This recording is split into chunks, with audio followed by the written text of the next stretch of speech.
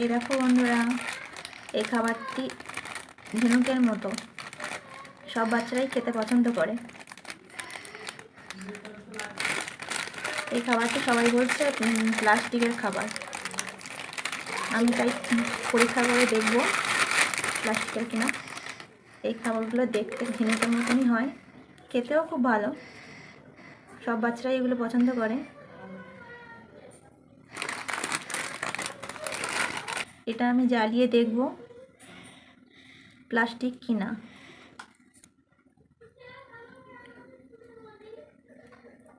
এই দেখো বন্ধুরা, এটা জ্বলছে।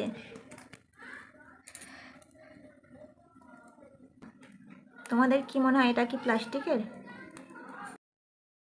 আমার তো মনে হয় এটা তেলে ভাজা ও হালকা বলে ওই জন্য জ্বলছে। তোমাদের কি মনে হয় কমেন্টে অবশ্যই জানাবে।